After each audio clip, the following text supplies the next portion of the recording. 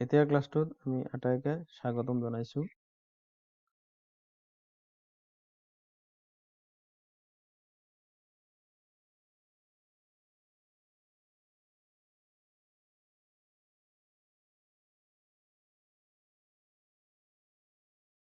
আজিৰ যিটো টপিক আছে সেই টপিকটো হৈছে মনো ভাষা বিজ্ঞান সাইকোলিঙ্গুইস্টিক্স।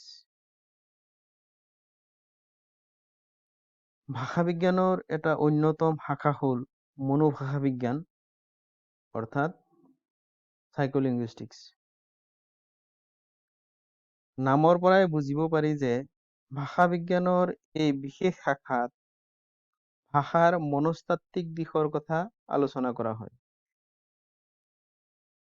বিখ্যাত ভাষা বিজ্ঞানী ডেভিড ক্ৰিষ্টেলৰ মতে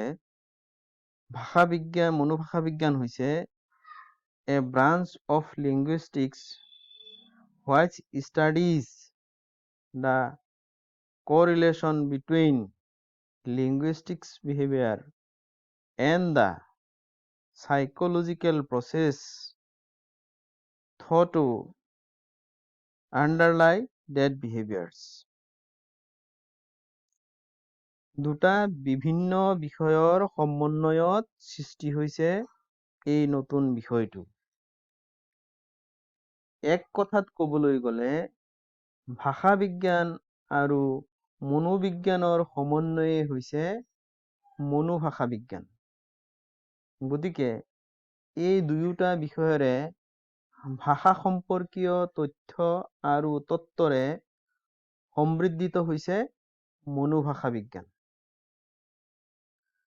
মনোভাষা বিজ্ঞানৰ পৰিধি বৃহৎ।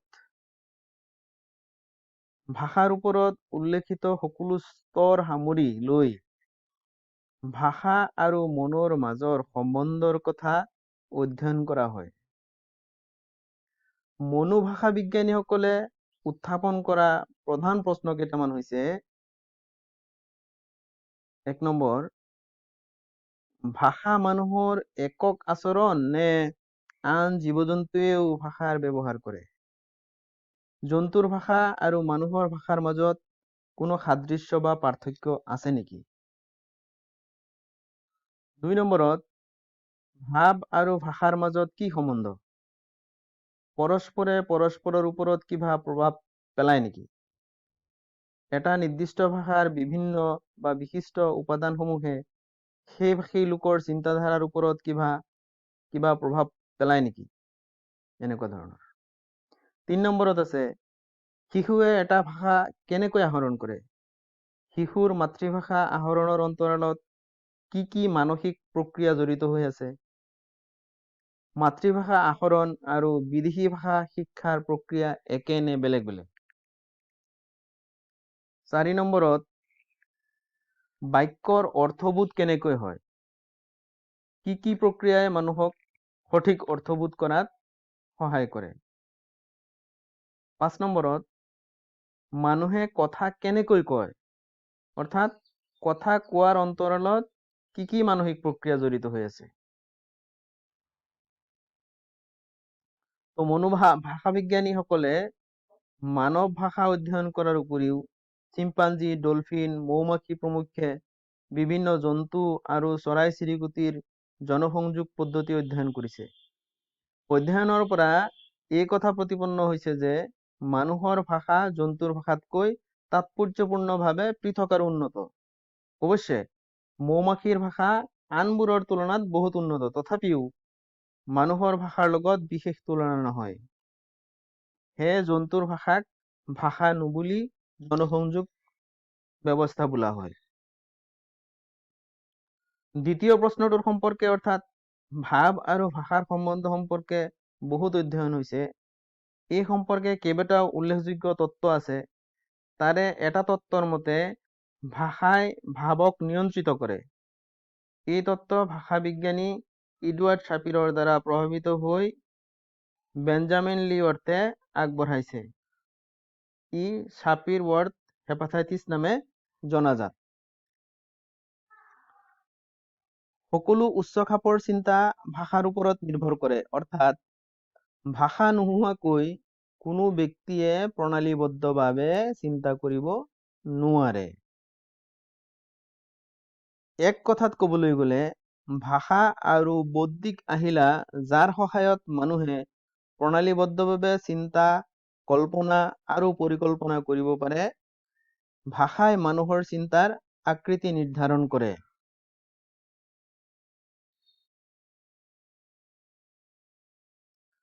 ভাৱ আৰু ভাষাৰ মাজত সম্বন্ধ সম্পৰ্কে ফৰাচী মনোবিজ্ঞানী জীন পিয়াজে আৰু ৰুছ মনোবিজ্ঞানী এল.এছ.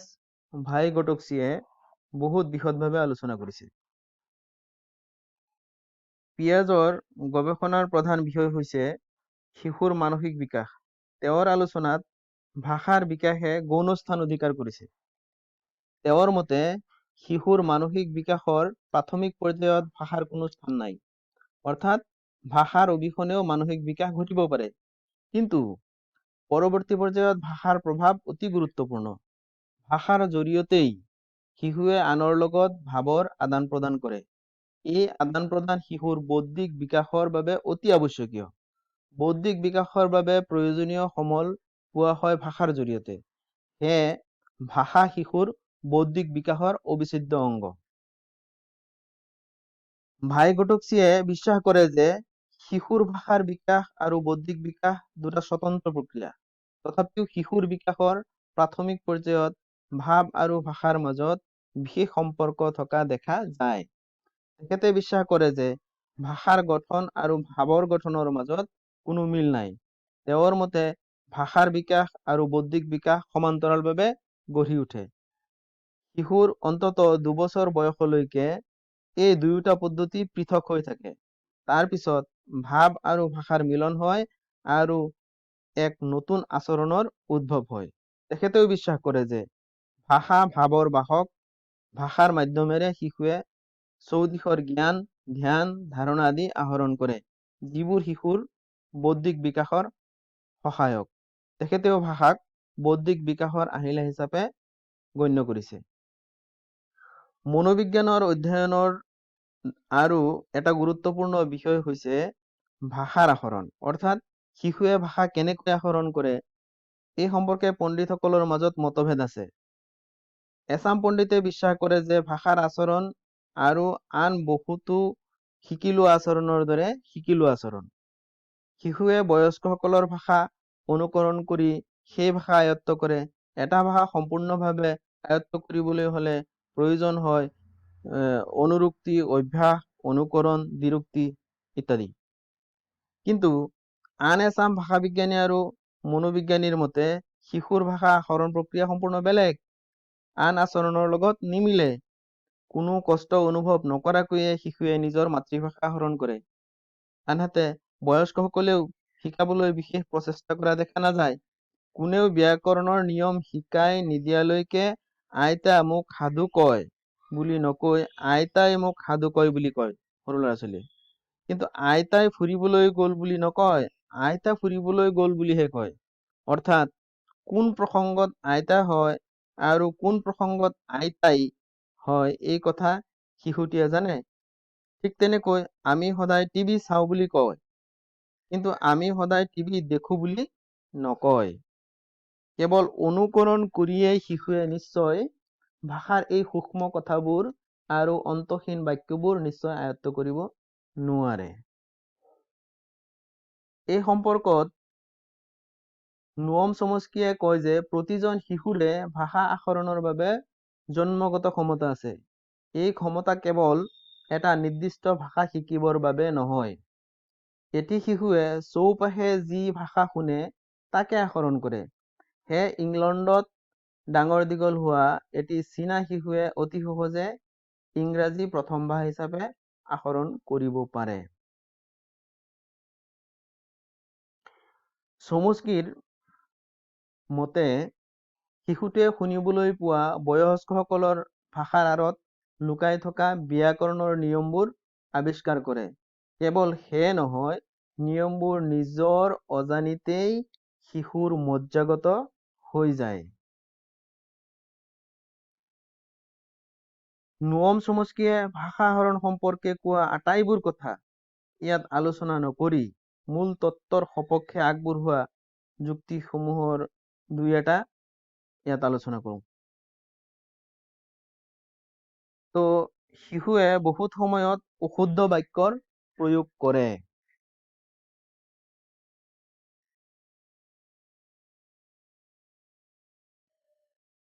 নিয়মবোৰ আৱিষ্কাৰ কৰি সঠিকভাৱে প্ৰয়োগ কৰিব পাৰিলেও বহুত সময়ত ভাষাত থকা ব্যতিক্ৰমবোৰৰ সম্পৰ্কে অৱগত নহয়।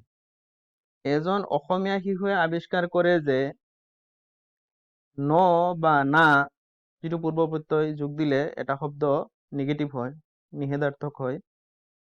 যেনে যায় সেইটো ন লগ লগাই দিলে নাযায় হয়। কৰেটো শব্দটোত নিগেটিভ কৰিলে ন যোগ কৰে নকৰে হয়। এই ৰীতি শিশুৱে পাৰেৰ বিপৰীতে কেতিয়াবা আমি শুনা পাইছো নহয় নাপাৰে বুলি ক'ব পাৰে। এটা নিয়ম সাধাৰণভাৱে প্ৰয়োগ কৰিবলৈ যাওঁতে হোৱা এইটো এটা স্বাভাৱিক ভুল। এই কথাই প্ৰমাণ কৰে যে শিশুৱে বয়স্ক লোকৰ ভাষা অন্ধভাৱে অনুকৰণ কৰে। পিছত শিশুৱে কেৱল বয়স্ক লোকৰ ভাষা অনুকৰণ কৰা হলে ভাষাত থকা সীমা সংখ্যা নোহোৱা বাক্যবোৰ ক'ব নোৱাৰিলেহেঁতেন। কেতিয়াবা আকৌ শিশুৱে পূৰ্বে নুশুনা সম্পূৰ্ণ বাক্য এটা কৈ সকলোকে চমক খুৱাই দিয়ে। ইয়াৰ কাৰণ হ'ল নিজৰ ভাষাৰ আৰ্জিত জ্ঞান বাস্তৱত যিকোনো অভিনৱ পৰিস্থিতিত ব্যৱহাৰ কৰাৰ ক্ষমতা শিশুৱে জন্মগতভাৱে লাভ কৰে। ভাষা আৰু ভাষা আহৰণৰ সম্পূৰ্ণ বেলেগ আন এটা দিশৰ বিষয়ে আলোচনা কৰিছে ইৰিক লেনিনবাৰ্জে। তেখেতৰ মতে ভাষাৰ বিকাশ শিশুৰ জৈৱিক বিকাশৰ লগত ওতঃপ্ৰোতভাৱে জড়িত। দেখা যায় যে সাধাৰণতে শিশুৱে 18ৰ পৰা 28 মাহৰ ভিতৰত কথা ক'বলৈ আৰম্ভ কৰে। কিন্তু পৃথিৱীৰ সকলো শিশুৱে ঠিক একোটা সময়মতেই কথা ক'বলৈ আৰম্ভ কৰাৰ কাৰণ কি? এই সাৰ্বজনীনতাই প্ৰমাণ কৰে যে ভাষাৰ বিকাশৰ বাবে শিশু জৈৱিকভাৱে পৰিপক্ক হ'ব লাগিব। ভাষা নিয়ন্ত্ৰণ কৰে মগজুৱে। মানুহৰ মগজুত থকা হাজাৰ হাজাৰ কোষবোৰৰ মাজত জন্মৰ সময়ত সংযোগ নাথাকে। মগজুৰ ওজনো জন্মৰ সময়ত বৰ কম থাকে। শিশুৰ জীৱনৰ প্ৰথম দুবছৰত এই কোষবোৰৰ মাজত পাৰস্পৰিক সংযোগ ঘটে আৰু মগজুৰ ওজনো বাঢ়ে। ভাষাৰ নিয়ন্ত্ৰণ কেন্দ্ৰ হৈছে মগজুৰ বাওঁ অংশ। ভাষা আহৰণৰ বাবে মগজু 2 বছৰৰ ভিতৰত উপযুক্ত হৈ উঠে। ভাষা আহৰণৰ বাবে আটাইতকৈ উপযুক্ত সময় হৈছে 2 বছৰৰ পৰা 14 বছৰ পৰ্যন্ত।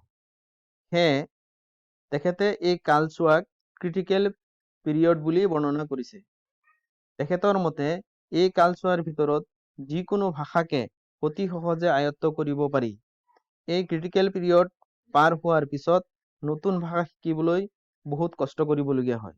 দুৰ্ঘটনাৰ সময়ত মগজুৰ বাওঁ অংশত আঘাত পালে ভাষা লোপ পায়। কেতিয়াবা সম্পূৰ্ণৰূপে লোপ পায় আৰু কেতিয়াবা আংশিকভাৱে লোপ পায়। কেতিয়াবা আনৰ কথা বুজি পায় কিন্তু নিজে ক'বৰ সময়ত একো মনত নপৰে। কিন্তু শিশু অৱস্থাত অৰ্থাৎ 2 বছৰৰ ভিতৰত তেনে দুৰ্ঘটনা ঘটিলে ভাষা সুমগজুৰ নিয়ন্ত্ৰণলৈ আহে। ক্ৰিটিকেল পিৰিয়ডৰ ভিতৰত তেনে ঘটনা ঘটিলে ভাষা শক্তি ক্ষণস্থায়ীভাৱে হেৰায়। কিন্তু এই কালছোৱা অতিক্ৰম কৰাৰ পিছত তেনে দুৰ্ঘটনা ঘটিলে এজন ব্যক্তিৰ ভাষা শক্তি চিৰদিনৰ বাবে লোপ পোৱাৰ সম্ভাৱনা। আমি আৰু এটা পাৰ্টৰ কাৰণে হয়তো ৱেইট কৰিব লাগিব।